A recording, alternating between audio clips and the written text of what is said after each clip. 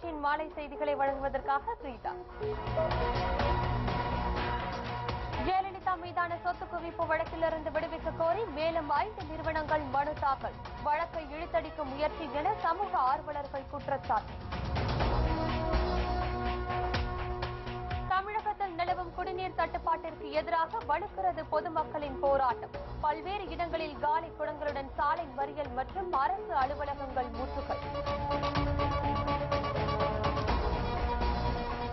முன்னாள் காதலர் மீதான புகாரில் நடிகை பிரீத்தி ஜிந்தா சட்டத்தை தவறாக பயன்படுத்துகிறார். நடவடிக்கை எடுக்க வலியுறுத்தி மும்பை காவல் நிலையத்தில் புகார். ஈராக்கில் தீவிரவாதிகள் வெறி செயல். ஒரே நேரத்தில் ராணுவ வீரர்கள் 1700 பேரை சுட்டுக் கொன்ற கொடூரம். கோமாவிலிருந்து மீண்டார் பிரபல கார் பந்தய வீரர் மைக்கேல் ஷூமேக்கர்.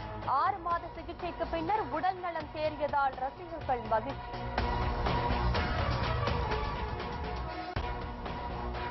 முதலமைச்சர் ஜெயலலிதா மீதான சொத்து குவிப்பு வழக்கு விசாரணையை தடை விதிக்க கோரி தொடரப்பட்ட வழக்கின் விசாரணையை உச்சநீதிமன்றம் ஒத்திவைத்துள்ளது.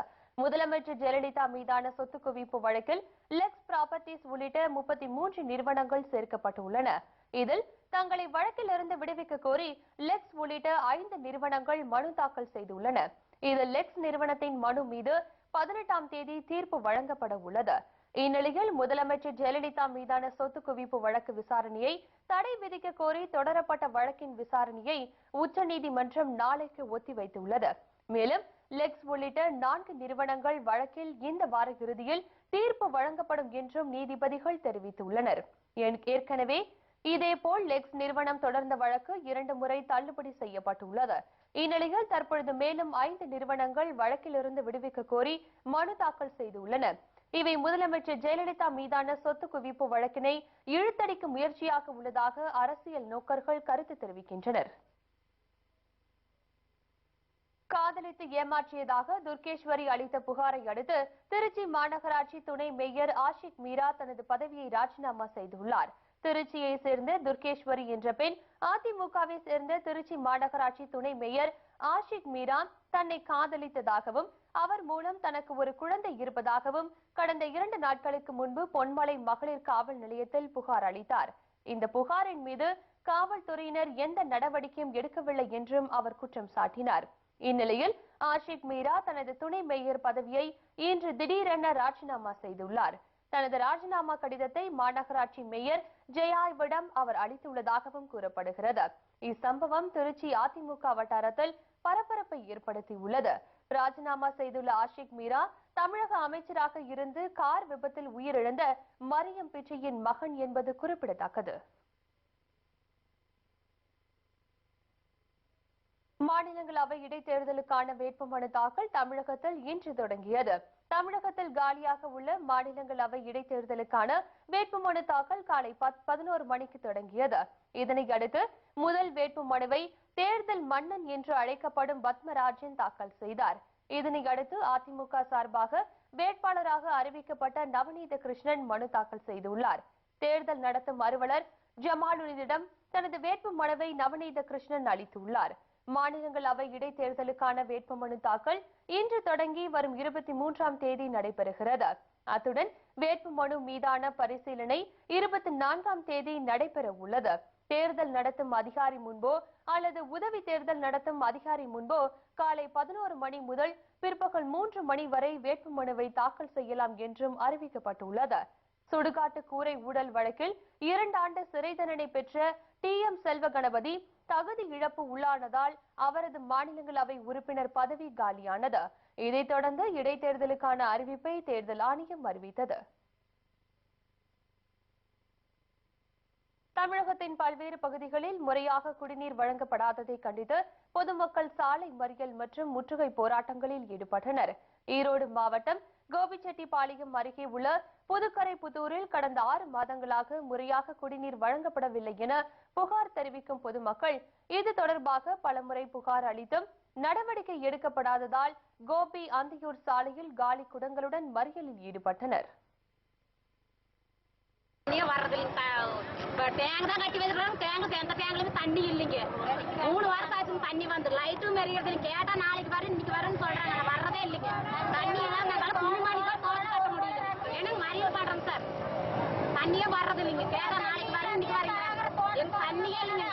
காலையில சுத்தமாக தண்ணியே இல்லை. இதே போன்று கரூர் மாவட்டம் ராயனூர் பகுதியில் 40 மற்றும் 41வது வார்டு பகுதியில் 30 நாட்களாக குடிநீர் வழங்கப்படாததால் கரூர் திண்டுக்கல் சாலையில் காலி குடங்களுடன் பொதுமக்கள் மறியலில் ஈடுபட்டனர்.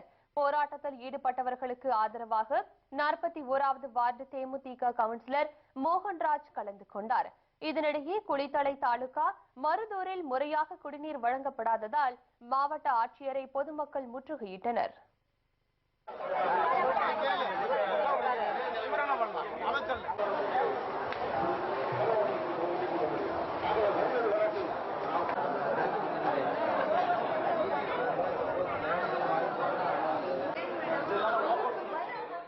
இதேபோல் வேலூர் மாவட்டம் ஜோலார்பேட்டையில் முறையாக குடிநீர் வழங்கப்படாததை கண்டித்து பொதுமக்கள் காலி குடங்களுடன் சாலை மறியலில் ஈடுபட்டனர்.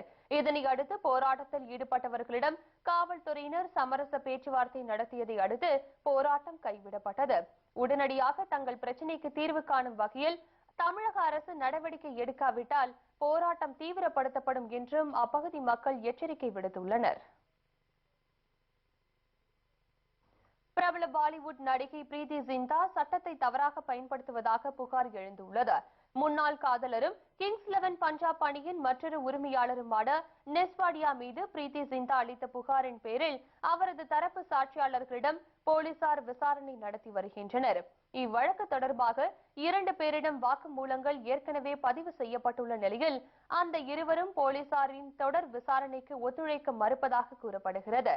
மேலும் சம்பவம் நடைபெற்றதாக கூறப்படும் மைதானத்தின் குறிப்பிட்ட இடத்தில் கண்காணிப்பு கேமராக்கள் ஏதும் பொருத்தப்படாததால் பிரீத்தி ஜிந்தாவுக்கு இது பின்னடைவாக கருதப்படுகிறது.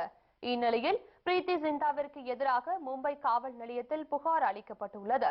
சட்டத்தை அவர் தவறாக பயன்படுத்துகிறார் என்றும் அவர் மீது கடும் நடவடிக்கை எடுக்க வேண்டும் என்றும் அந்த மனுவில் வலியுறுத்தப்பட்டுள்ளது.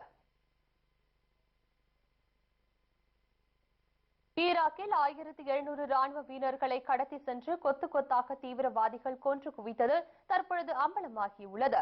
ஈராக் நாட்டின் திக்ரீத் நகரில் இந்த கொலைகள் நடத்தப்பட்டதாகவும் அந்த அமைப்பினர் தெரிவித்துள்ளனர். இது தொடர்பான படங்களும் அவர்களது இணையதளத்தில் வெளியிடப்பட்டுள்ளன. ஆனால் இதனை உறுதி செய்ய ஈராக் அரசு மறுத்துவிட்டது. ராணுவ வீரர்கள் சிலர் மாயமாகியுள்ளதாகவும் அவர்களில் சிலர் கொல்லப்பட்டிருக்கலாம் என்றும் கூறியுள்ளது. ஈராக் அரசுக்கு எதிராக சன்னி பிரிவை சேர்ந்த தீவிரவாதிகள் தாக்குதல்களை நடத்தி வருகின்றனர்.